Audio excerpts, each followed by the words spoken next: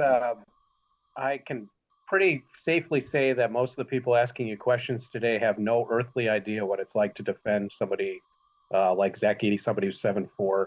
Can you take me into give me a window of what it's like, possession by possession, the physical toll it takes on you to defend him, and also what toll you take on him with the diversity of your own skill set.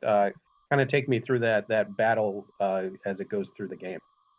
Yeah, Zach, he's a great player, and obviously he's huge. He's really hard to defend, especially if he catches it super low on the block. So I think the biggest thing for me is trying to push him out. I felt like when we pushed him out and we got our double team there, that's when we had success against him. So just trying to push him out and not letting him catch it too deep to where he's able to make a quick move is probably your best bet, because if he catches it down there, it's whether or not he makes or misses it, there's really not much else that you can do. So, Tom Brew. Trayce, last weekend you told Jeff Goodman that 4 years is enough and this is it. But then the first thing I saw on Twitter was from your little brother who said 1 more year. So, hey, how 100% are you on this? And if so, what brought you to that decision? And is it changeable at all? Taven, yeah, he's just being a little troll, just trying to be funny on Twitter.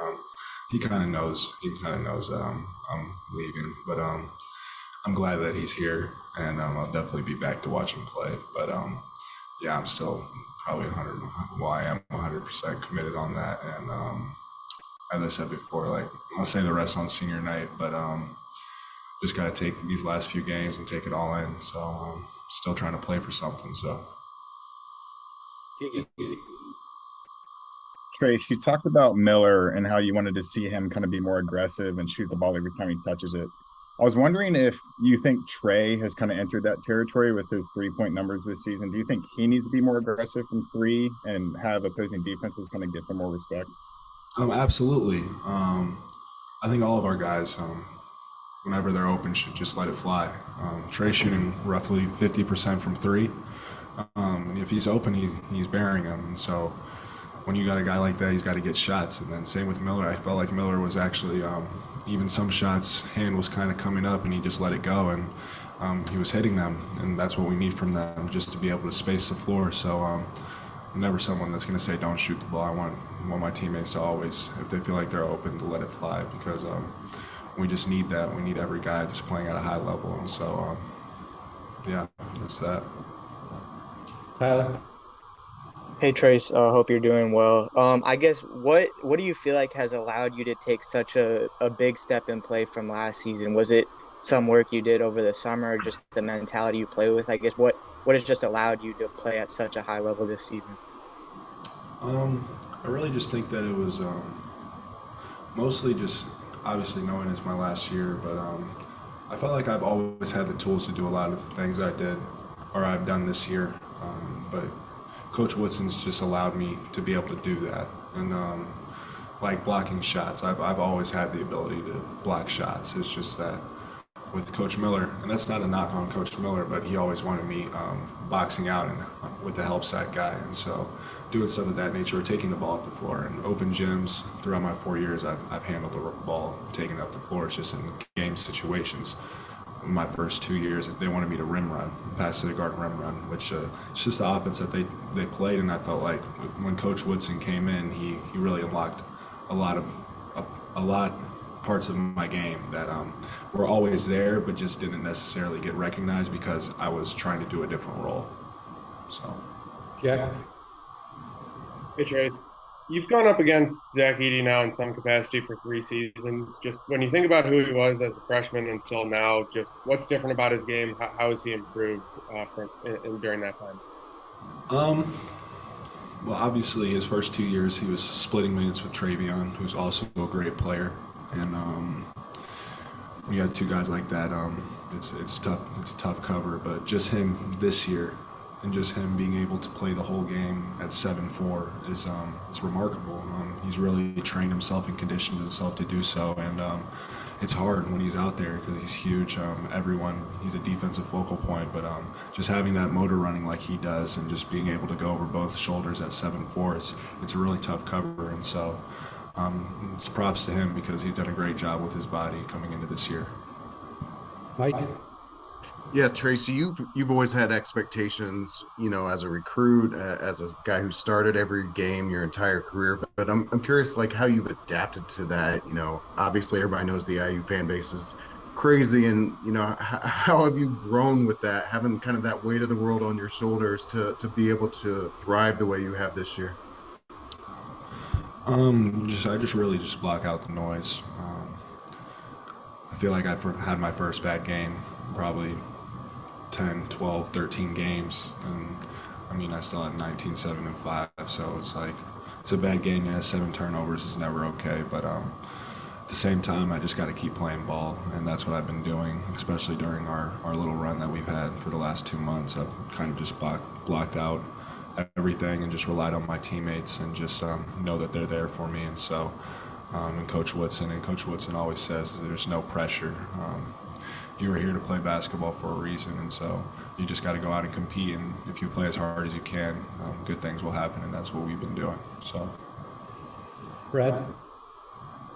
Trayce, I caught up with Coach Holland down at Center Grove last week. Kind of a two-parter for you. What do you remember of your earliest interactions with him, and how did he help you navigate your high school career that kind of saw you on a growth trend, much like we've seen in your 4 years in Bloomington?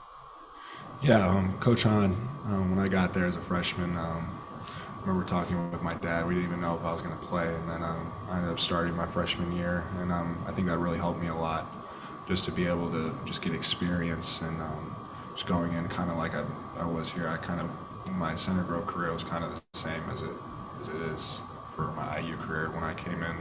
I mean, we were okay, but just throughout my 4 years, just being able to build and just become a leader for our team, it was huge. And I credit a lot to Coach Hahn because he was kind of the same way when I got to Center Grove. I was basically back to the basket, and then by my senior year, I was kind of doing the same thing that I do now, where I take the ball up the court and do stuff of that nature, and got a lot of accolades for that.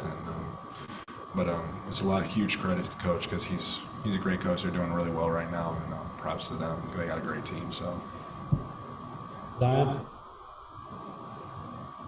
Trayce, it feels like this year you've been asked to switch a little bit more on those ball screens. Just for you personally, what's your mindset when you're out there trying to guard the perimeter when you get switched out onto a guard? the biggest thing is you gotta jam into them a little bit. Just make sure that they keep their dribble alive, and then I don't think I did a good job last game, but it was more of the fact that I needed to be up higher. A lot of them were screens, and AJ was already going downhill, so I should have had a hand on my man, so to get him off and kind of make him establish his stopping, so he's not just going straight downhill. And so that's a part that I need to look at film and work on. But other than that, I think the biggest thing for me is trying to force them back into help, and if not, I feel like there's not a lot of guys that can really finish over me. And so, and my teammates know that Coach Woody is kind of, when I'm on an island, he kind of wants me to just force a baseline and then just stay on my feet, obviously, if they're pump faking. If not, and go get it. And so I feel like I've done a pretty good job of that this year, but there's always room for improvement. Last question, Alex Bozich. Trayce, you were once a younger guy that, had your struggles in road games, and some of the guys, some of your teammates, obviously Malik, Tamar, you look at their road and home splits, it's obvious, it's pretty, stark when you look at the numbers. I'm curious, just from your perspective, a player's perspective, what's the biggest challenge when you go on the road as a young player to be able to play at a high level? And is there anything that those guys, going forward need to maybe key in on to kind of be able to produce at the same level on the road as they are at home?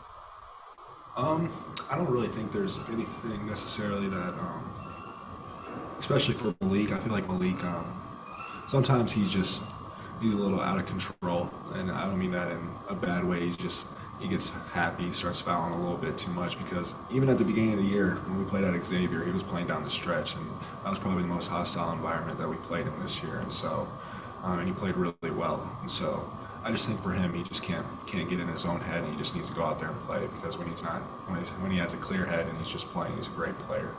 And then with Tamar, I think it's kind of the same.